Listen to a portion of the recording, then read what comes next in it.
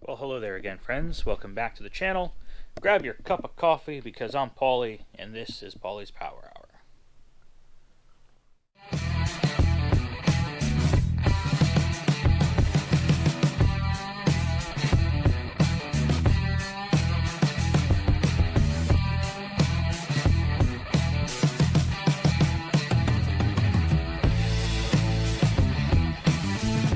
Alright, so here we are.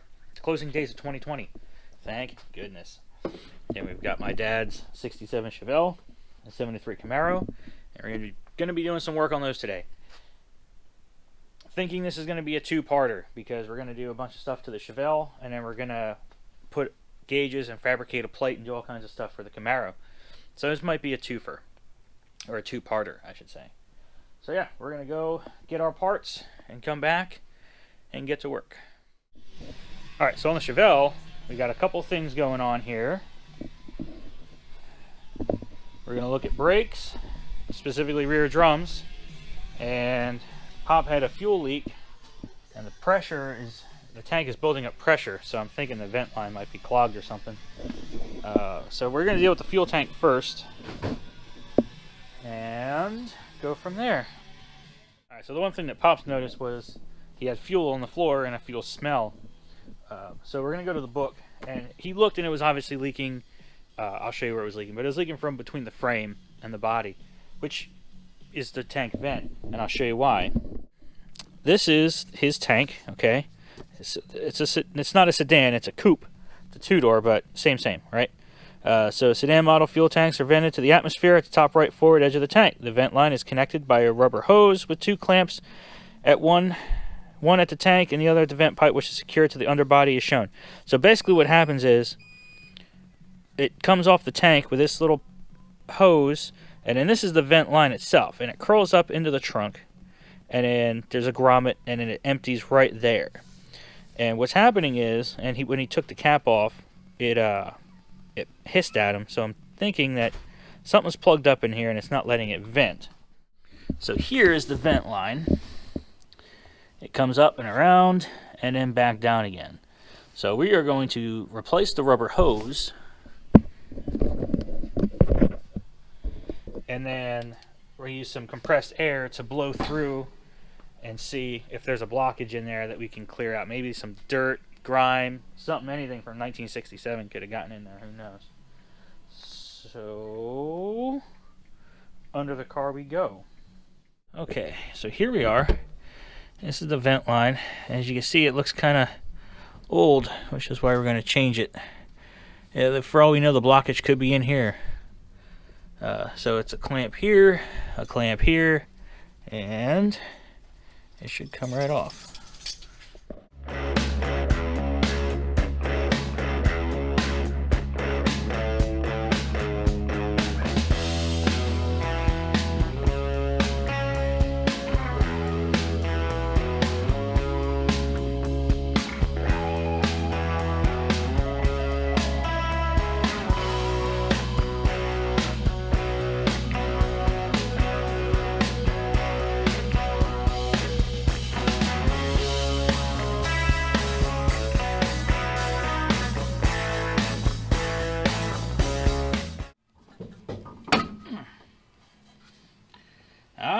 Okay. There's a little bit of fuel in this. Now, I see no check ball. Do you have it off? Uh-huh. Where is it? Oh, you got it out. Well, it's not here.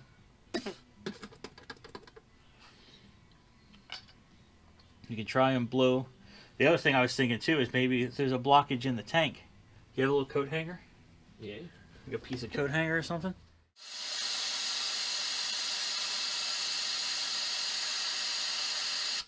I give you a mirror, can you look up in there? Should be able to, yeah.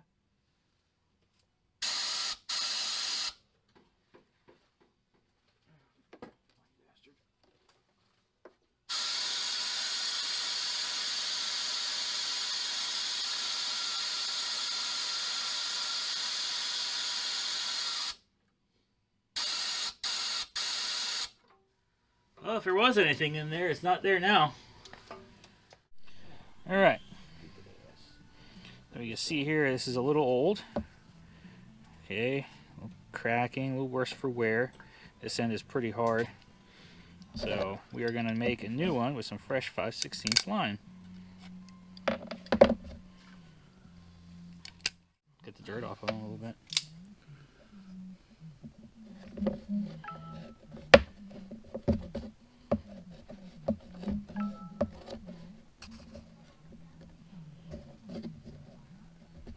I have a razor knife.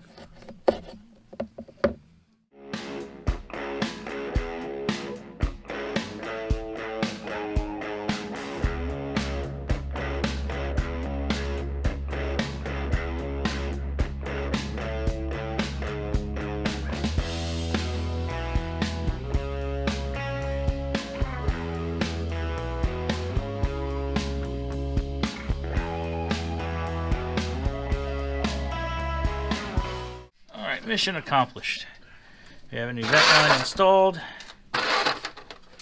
and I went and blew out the tank side, the line side, and we have a fresh hose which was not obstructed. So now we're off to do the drum brakes. Alright, so this is what your average drum brake setup looks like. And basically you have all these springs, right? And when you step on the brake, this wheel cylinder pushes out and out, right? So the shoes spread out like this, right, which catches the inside of the drum, okay? And as the wheel's rolling this way, right, this pops out. So as the wheel's rolling this way, as you're going forwards, right, and you stop, okay, this pushes out, which creates drag and friction going this way. This pops out, which creates friction going this way, all right? And all these springs help keep all this rotating in place. Now, underneath here, there's an adjuster. Now, this adjuster has this little arm going to it right here. Okay? Now, what that little arm does is as you reverse, okay, so now the wheel's going this way, right? When you step on the brake, this goes out, this goes out. But instead of this whole assembly being kind of torqued this way, it gets torqued this way. And when it does, that little lever pushes down on this adjuster and it moves it out, which adjusts the preload on the drum brakes. Okay, so when you set preload, you want the drum to just drag on the shoes just a little bit. You want to feel just a little bit of drag.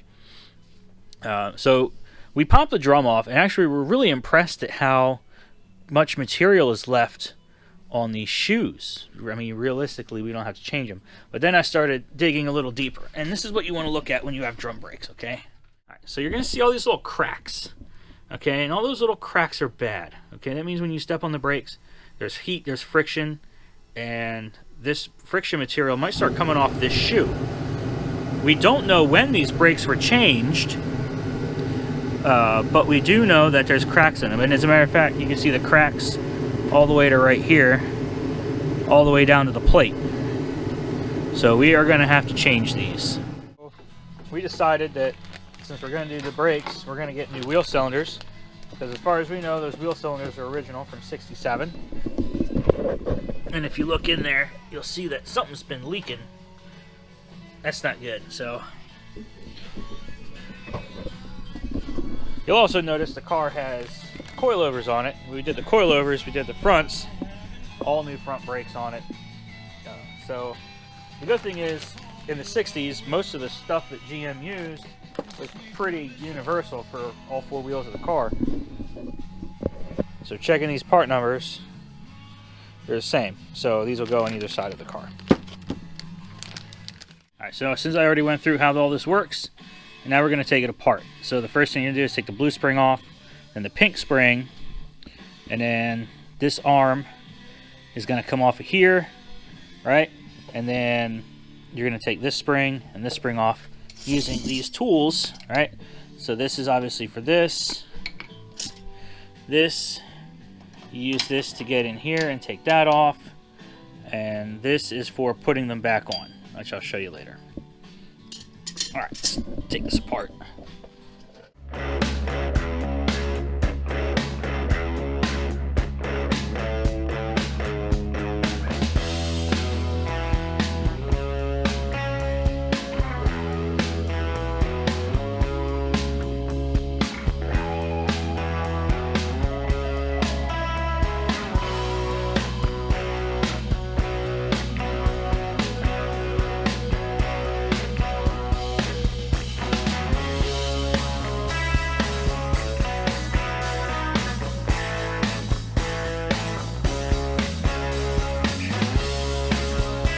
So as you're making your mesh, there's a couple things to take note of. The shoes are different, okay? This one has more what we call the long pad, or the long friction material, and this has a short friction material. The long always goes to the back, okay? You're going to reuse this, and Dad's adjusters are fine, so we're going to clean those up. You're obviously going to reuse this for your e-brake, and then this for your adjuster. We're going to clean all that up. This is those two go in the new wheel cylinder, and then this gets cleaned up and lubed, and this is what goes in between the two shoes. He does have new springs and everything else, so we're gonna get cleaning. All right, so here we are. We got clean, lubed, and adjusted adjuster. We've got the balance bar all cleaned up. We've got this three-way spring retainer. I got these cleaned up for the wheel cylinder, and this is for the e-brake. Backing plate is clean. I know it looks a little rusty, but it's original from '67. You gotta cut it a little bit of slack here. So the first thing we're gonna do is we're gonna put the new wheel cylinders in, and as you can see, same, but different. Same, but different and new. What you're really looking for is to make sure that the threads in here are the same, and that the depth and type of flare is the same. So we're good on this. And this is retained by two 3/8 bolts that go in here through the backing plate.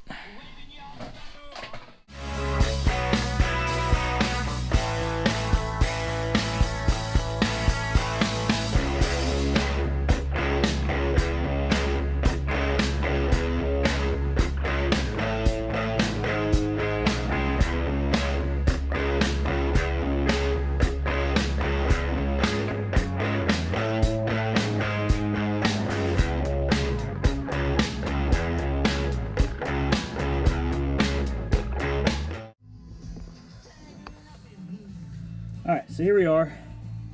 Wheel cylinders installed. Oh, and my little nipples are in there. Alright, so you want to apply high temperature grease here, here, and here where the shoes ride, and also up here where they ride as well. Oh, that's too much. You don't have to slather it on there either, just a little bit to fill the pores of the metal here and kind of keep it from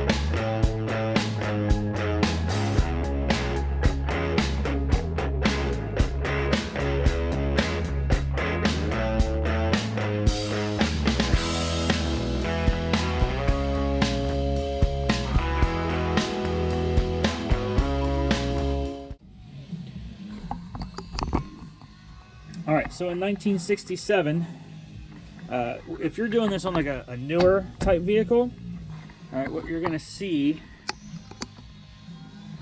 you're going to find in your combination kit, you're going to find these E-clips, okay? And then what's going to happen with those E-clips is where this adjuster goes, the parking brake, adjuster, all that stuff has a pin with the E-clip, okay? With this, you've got this little three-pronged deal and an extra spring. So, needless to say, I usually don't like to reuse old springs, but in this case we kind of had to because the kit didn't come with this spring or the provision for this little three-pronged deal. So, yep, and then you can Alright, so here we are bleeding the brakes. And Pops is in there right now pumping. And I got my hose that goes down to this. It's got some fluid in it. You check this pot again. Yeah, go ahead and check the pot. And then he's going to pump and hold. And I'm going to release the bleeder screw. And the air is going to flow out and into here. The reason you have the fluid in here is when the air bubbles go in, it doesn't suck air back in through. The bubbles go into the fluid and everything's happy. This side is done and adjusted just like the other side. Oh shit, we're leaking on that side. This side? No, driver's side. Well, here's your ah piss moment. It's leaking from the boot, which means this wheel cylinder turns out to be bad. I gotta disassemble this part way and see what the hell we get.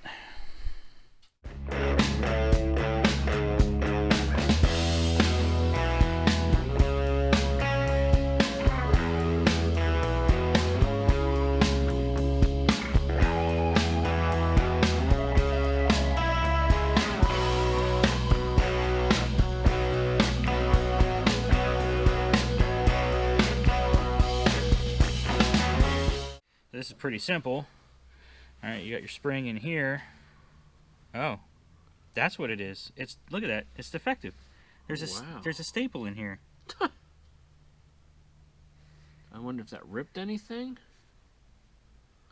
Or if this just made it not seal. So this spring goes in here and it acts on these seals. Those seals ride in here. And then that acts on this, is just what the cup goes into. And this seals in here. And then you can, oh crap. Put it in backwards? No, I put it in right, but now it's not going to come out. You can keep it off the side. There you go. But the one we got has a staple in the spring. Yeah, that's... Maybe that just interrupted the seal. We can put it back together and see if it works. Just put it back on. Pops pump pedal. We didn't have a blowout this time. And the pedal feels hard. So now we can resume bleeding. What a pain. Stupid staple. Alright, go ahead and pump it up.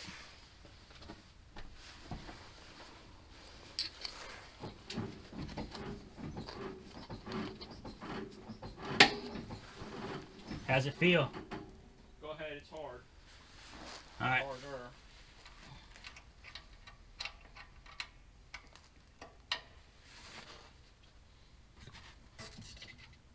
Well, a bunch of air. Alright, pump it.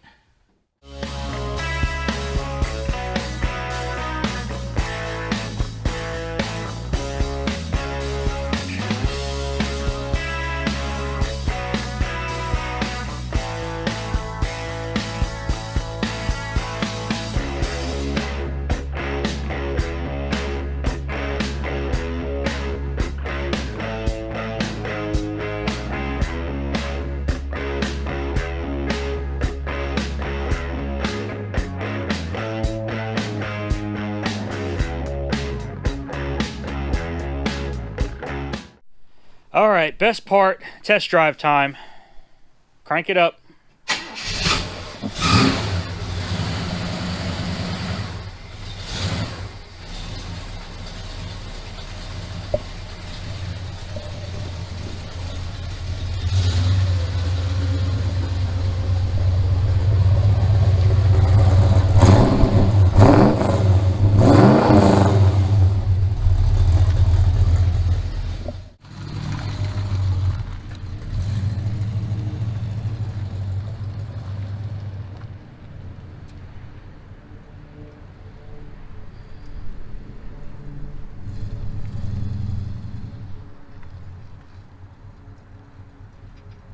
Well, reverse lets work. Maybe the backs need to be a little bit tighter. No, I mean the pedal feels, when you first hit it every now and then, the pedal feels a little soft at first. And you let it up and hit it again, it gets real tight.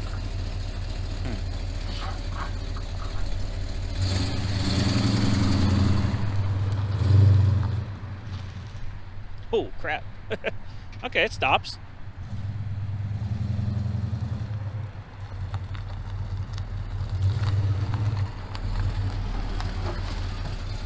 It stops. Yeah. All right, well, here we are. Chevelle's back in the garage. Work has started on the Camaro. This is going to be the last video of 2020. Because right now it's the day before New Year's Eve. So I'll put this video out on New Year's Eve. And this will be the last video of 2020. I figure what better way to end it than with some old school classic cars, right? So, yeah, it's been a year. It's been a year, let me tell you. But I figure gift that keeps on giving. One last video. Again, sincerely, thank you for all the subscribers, all the likes, all the comments. I try to be as interactive as possible. Follow me on Instagram and like, comment, subscribe, do all that stuff. Tell your friends if you have a good time here. And hopefully next year we'll see more of this. First video of 2021 is going to be the gauges install on this. And yeah, I got to head back to Florida and resume normal operations. So again, thanks again. I never thought I'd have over 300 subscribers. That's amazing for me. I'm just a guy that does a thing, you know. So again, thank you. And hey, here it is. It's the end. Hopefully 2021's a better year. Everybody say Jumanji at midnight on New Year's Eve, so we get out of this darn game we're in. But that's all I got. Our wraps are all up. So these guys keep it between the ditches. Come back to see me in 2021.